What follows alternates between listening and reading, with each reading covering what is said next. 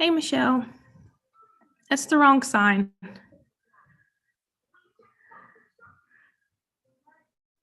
We need the 1231.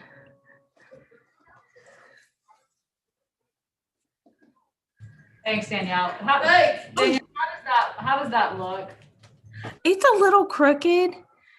If you just barely touch the camera, it sometimes will move to just the right spot.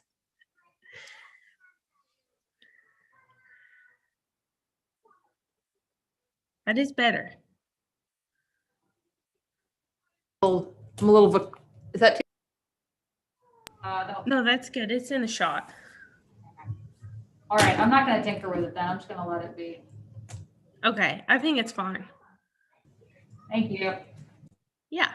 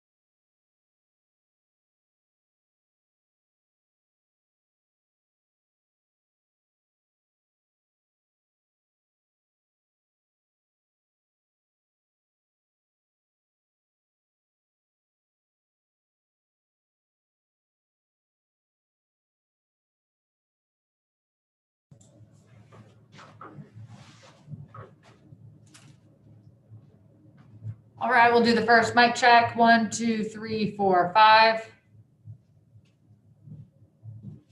And over here for questions. 1, 2, 3, 4, 5.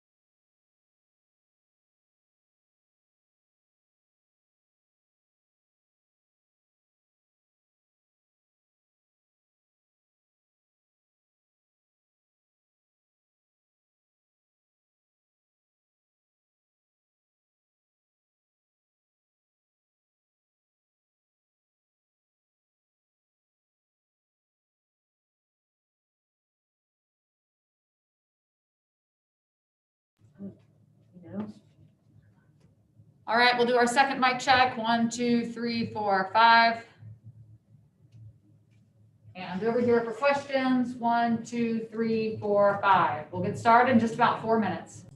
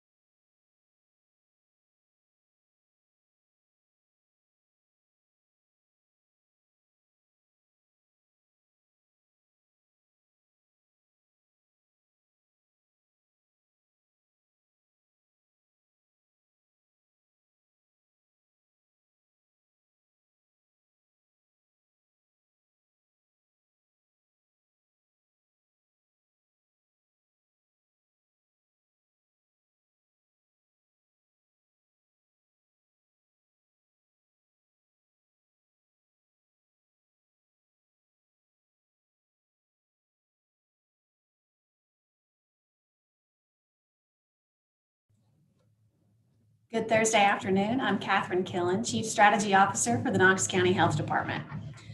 Our moment of gratitude today is dedicated to the delivery men and women who are working so diligently to get COVID-19 vaccine distributed across our country.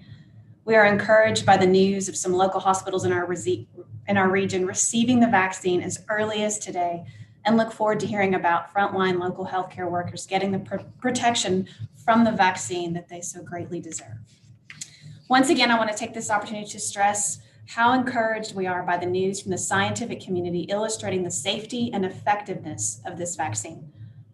Getting the vaccine is a personal decision for you and your family. And as you make that decision, we urge you to seek out information from trusted sources. There is an overwhelming amount of misinformation on the internet and in social media about the COVID-19 vaccine. So we urge you, please make sure you are getting your information from reliable, credible sources so you can make the best decision that you can for you and your family. Those sources include the Tennessee Department of Health, the CDC, the Knox County Health Department, and of course, your medical provider. Before I move into the benchmarks, I want to spend a few minutes talking about our local situation. As we've done previously, we want to show you a visual representation of how the holidays impact our local situation. As you can see, after each holiday this year, we have experienced a surge of new cases. Over several weeks, that number starts to level off. Take a look at Thanksgiving. In the past week, we have seen record high cases. These numbers are not heading in the right direction. And as we well know, hospitalizations lag behind new cases, and sadly, deaths lag behind hospitalizations. With Christmas next week, there is not enough time for our caseload to level off before we could experience another surge on top of what we are already seeing. To really illustrate this, I want to share some information that we provided at last night's Board of Health meeting.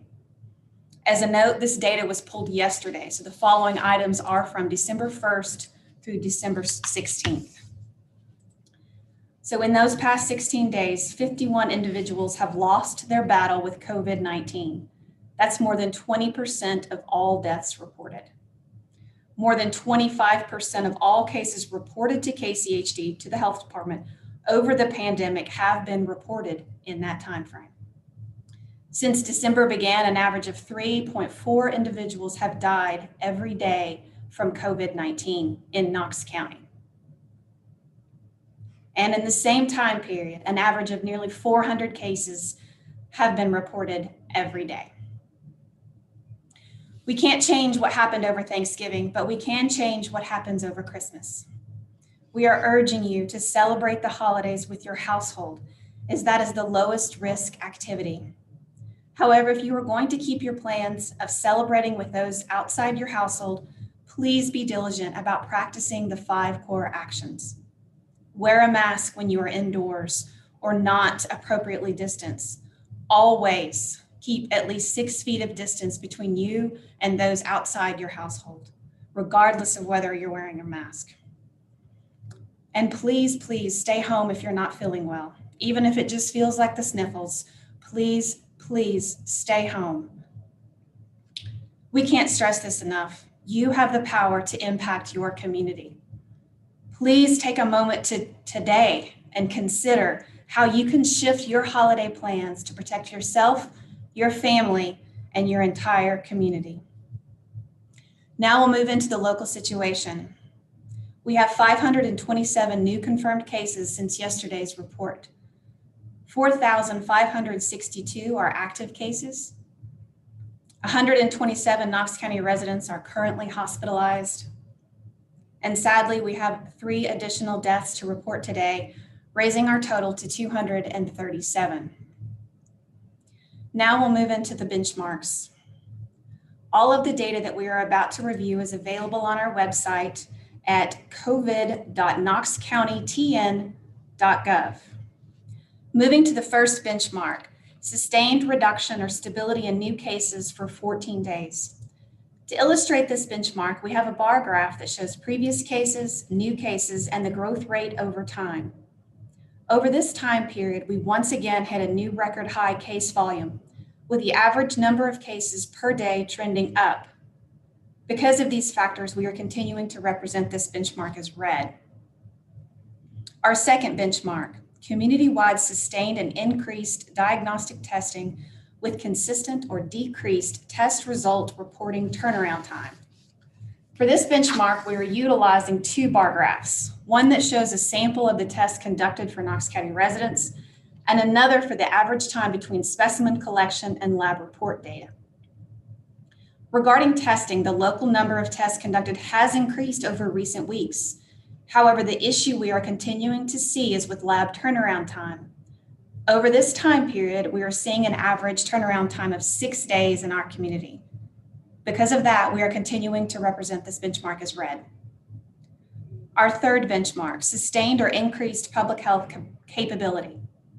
Of the cases that fall within the new prioritization structure, the goal remains to initiate investigations for new cases within 24 hours of us receiving notification, and close contact investigations within 48 hours of notification. Based on our internal assessment of our capabilities and acknowledging the need to prioritize our case investigations and contact tracing, we are representing this benchmark as red. We want to remind everyone to take personal responsibility and quarantine themselves at the first sign of exposure. Do not wait to receive a call from public health to start taking action. Isolate yourself if you have symptoms or have been exposed, and start calling your close contacts to make them aware so they can begin quarantining. Additionally, if you have been tested, regardless of whether or not you have symptoms, you need to quarantine until you get your results. Our fourth benchmark, healthcare system capabilities remain within current and forecasted surge capacity. These graphs show the availability of regional hospital beds, ICU beds, and ventilators from our hospital partners. These data are gathered from the information hospitals put into the Tennessee Healthcare Resource Tracking System. It may reflect Knox County, the East Region, or patients from other jurisdictions. During this time period, flags were noted for positive inpatients, ICU patients, and ventilated patients. After speaking with our hospital partners, they have recommended that the benchmark be represented as red. As always, the hospital systems continue to meet routinely, work together to ensure that no system is impacted disproportionately, and plan their response together to best serve this community. The decisions regarding how to classify this benchmark are made in concert with our hospital partners, as well as taking all of the data into consideration. Our fifth benchmark, sustained or decreased COVID-19 related death rate for identified positive or probable cases. For this benchmark, we use a graph that shows the reported deaths of Knox County residents by date of death. Deaths have continued to increase in our community. During this time period, we have seen 19 deaths related to COVID-19 over 7 days and 38 deaths over 14 days. The information available leads us to represent this benchmark as red. Under our supplemental data section, the first chart shows new daily COVID cases per 100,000 population. As of Tuesday, our 14-day trend line shows 82 new cases per 100,000, and our 7-day trend line shows 97 new cases per 100,000, both of which are up from last week. The second chart shows the percent positive for COVID-19. This data is received from the Tennessee Department of Health. The 7-day average for percent positive in Knox County is 21.75%. And now I'll open it up for questions. All right, as a reminder, please go ahead and submit your questions into the chat feature.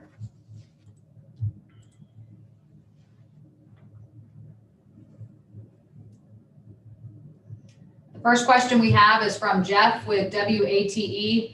We've seen a single box come into UT Medical Center, and we're expecting at least one more box at another hospital this afternoon, I believe referencing vaccine. How much more can we expect to get in Knox County in the next few days before the Moderna vaccine starts coming through? I think that's a great question, and I think that's one that's probably directed best right now at our hospitals as they are receiving this first initial batch. But we are expecting Moderna early next week.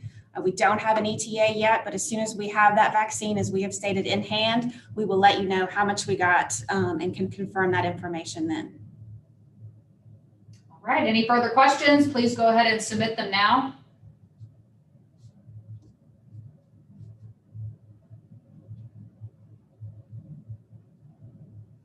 Also from Jeff with WATE, you mentioned the 3 deaths per day average. How does that compare to a non-COVID year? Well, I think one of the important things to think about when we talk about COVID-19 deaths, aside from the fact that these are families and friends that live in our very community, and so talking about them in numbers is always difficult. but deaths from COVID are new and above what we would normally see from other deaths this time of year. And so I think it's important to remember that these people would still be with us had they not contracted COVID-19. From Vincent with the Sentinel, he'd like you to spell your name and provide your title one more time. Sure, it's Catherine Killen, Katharine, Killen, Killen, and I am the Chief Strategy Officer for the Health Department. From Jeff with WATE, how is Dr. Buchanan doing? Has her illness and isolation caused any ripple effects to KCHD operations? And how many other staff were affected? That's a great question. So first of all, thank you for asking that. She's doing well. We have been on Zoom calls with her this morning, and she's continuing to isolate at home. As we stated in the news release last week, there are no other close contacts at the health department. We do our very best to take our own advice, which means she had no contacts from KCHD staff. So it has not affected operations. One thing I do want to talk about a little bit is the importance of the 5 core actions. We've seen some comments about this from people once they heard of her illness. And I do want to thank the many people who have reached out to us and to her, wishing her well. So thank you very much for that. Regarding the 5 core actions, I'm not going to speak specifically to her situation. I don't have details on that, and I don't need those details because it's an individual case. But what I can tell you is the evidence supports the 5 core actions.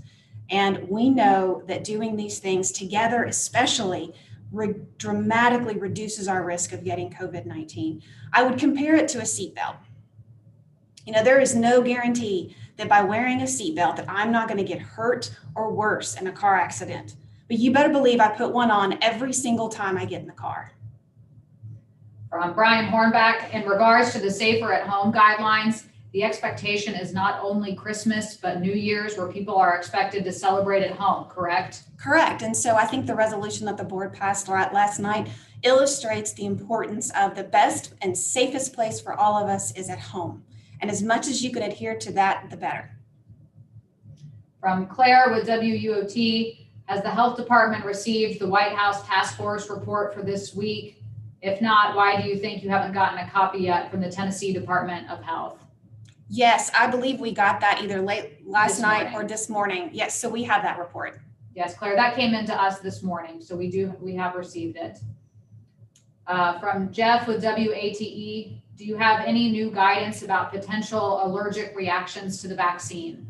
No, I don't think we have any new guidance regarding that. One thing I think that's really, really important to underscore, and our medical professionals yesterday on a legislative call talked about this. Every single medical intervention available, so that means treatment, medication, vaccine, comes with physicians learning and studying risk evaluation. And so your provider decides that any risk from that medical intervention, treatment, medicine, what have you, vaccine, is outweighed by the potential benefit. And so when you're considering vaccines and what to do is right for your family, talk to your medical provider. But remember that when we hear about these side effects, at least the initial ones that we're hearing about, they are, I think, expected that you would hear from some vaccines and some medications because that usually comes with that and it's mild. But we will know more about each additional vaccine as the FDA provides their EUA, as well as when ACIP, the advisory, I think it's Council on Immunization Practices, provides their review and additional information. And from then, when we have that information, we can provide that to the public so they can make the most informed choice for them. From Brian Hornback, with the restaurant closures at 10 p.m., there will be no restaurants open in Knox County at midnight on 1/1/2021. I think there was supposed to be a question mark there, so I think it was asking, will there be? No, and then I'd have to go back and look and see when that, so yeah, it was extended through January 6th, I believe. So that is correct. From Jeff with WATE, can you walk us through KCHD's steps once the Moderna vaccine arrives? Whom will you contact? And will you bring the shots to recipients or will they have to come in? And other questions were, is your priority list already set and how specific is it? So yeah, so our priority list is set in the Tennessee Department of Health plan. That includes those who provide mass COVID-19 testing events to school health. to the homes for the intellectually and developmentally disabled, as well as first responders. So our staff, and I want to just, if I can, take a moment to thank them. Our staff who have been providing COVID-19 testing and who are now going to be providing vaccination are remarkable and incredibly flexible. They, for testing as an example alone, to illustrate this point of what they can do for a vaccine, they have stood up mass vaccination or mass testing here at our facility. They have streamlined and reviewed and changed their process. They've worked with multiple different labs to make the best possible user experience for the people who come here. They've gone out and done events in the public to test. And so it's that same practicality, that same level of experience, and that same level of organized flexibility that will help them as we move through vaccination. So based on what we get next week, we will take the amount that we get and we will take the plans and the guidance from the Tennessee Department of Health to vaccinate those groups. It depends on how much we get and a few other factors as far as when and next week, but we are coordinating actively with those groups now to figure out how best to do that. We don't expect right now that we would get enough Moderna vaccine next week to be able to fully immunize everyone within each of those categories that I've mentioned. So I think that's important. It'll take time. And then Jeff was following up on the specificity question. Do the people who are slated to get the vaccine on day one know that they're on the list at this point? And can we meet one of them? I think that's a great question for them. I hope so. We've been working closely with different groups and trying to get that information out. And we will continue to do that today, tomorrow, and especially once we get the vaccine next week. All right, any further questions, please go ahead and submit them now.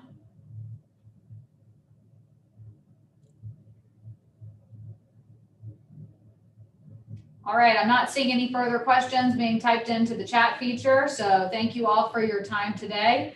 We will see you again on Tuesday of next week, and we hope you have a safe and healthy weekend.